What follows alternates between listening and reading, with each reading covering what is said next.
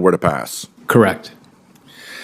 For the record, the MAGA extremists in the House who were essential to McCarthy's speakership have said that nothing less than the default on America option will pass.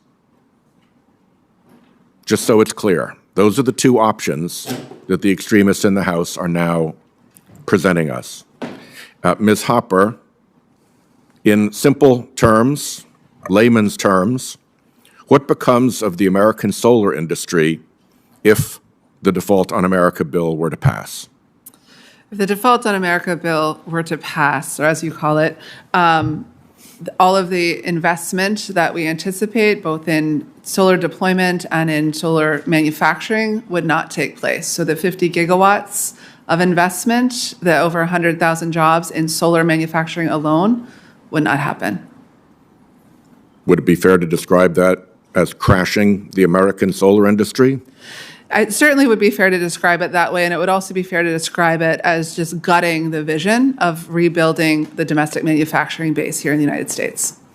And just for my purposes, it comes as no surprise that a bill from House Republicans, of whose 315 pages, 275 are dedicated to handouts to the fossil fuel industry, would, if implemented, also crash their competition, the solar industry.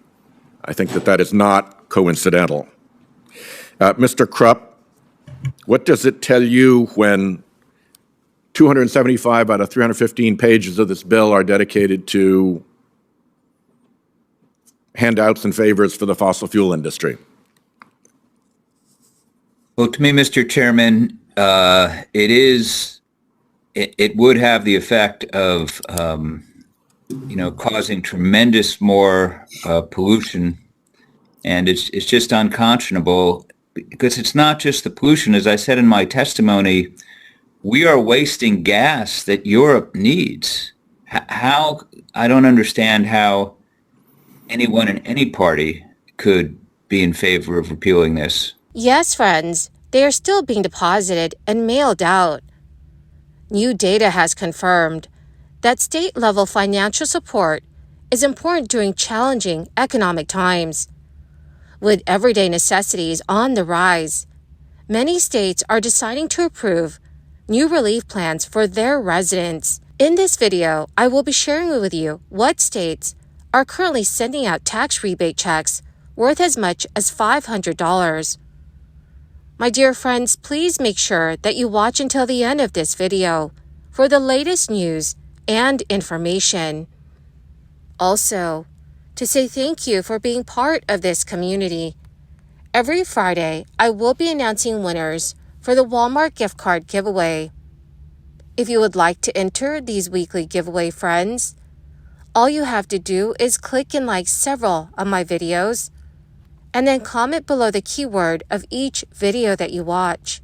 The more videos that you comment on, friends, the greater your chances of winning these giveaways. As the nation continues to grapple with economic challenges and inflation, several states are taking matters into their own hands to provide financial relief to their residents. State stimulus checks, which gained popularity in 2022, are still making their way to eligible individuals in 2023. There are 3 states that are stepping up to provide one-time tax rebates to their residents. Arizona and Virginia are 2 states that are already sending out checks. Also, income tax rebate checks of up to $300 will start going out to eligible residents of Alabama very soon.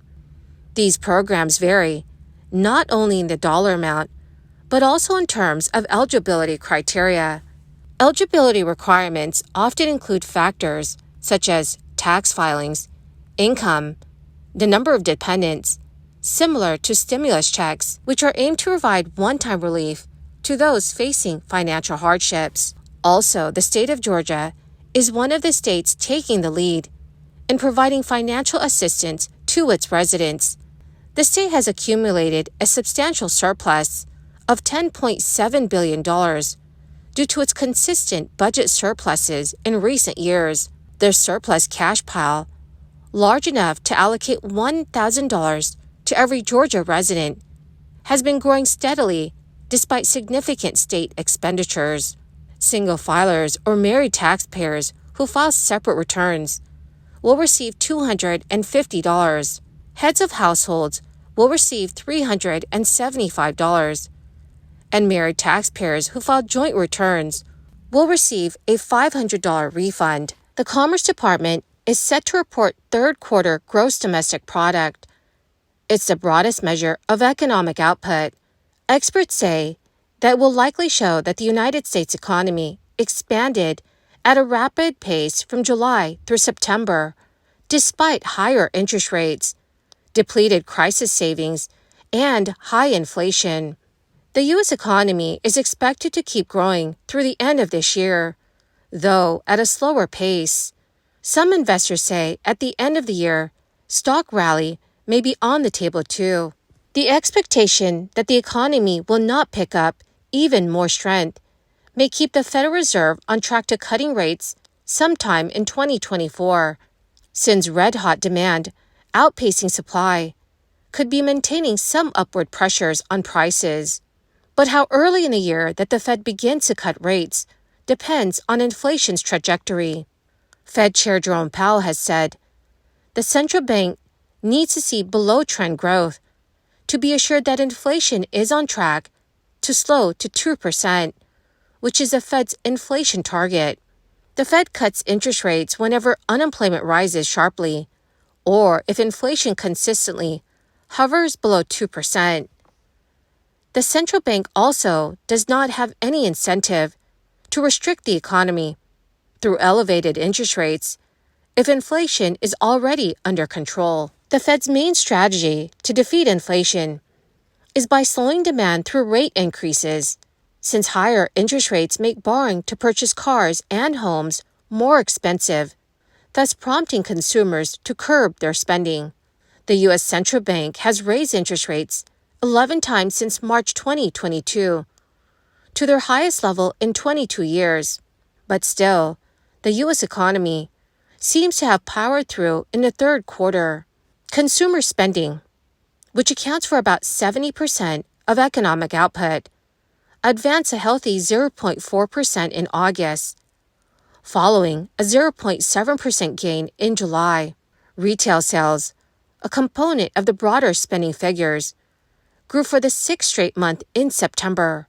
Meanwhile, industrial production rose in September to its highest level in nearly 5 years, and employers have added approximately 260,000 jobs a month this year, totaling more than 2 million jobs added since January.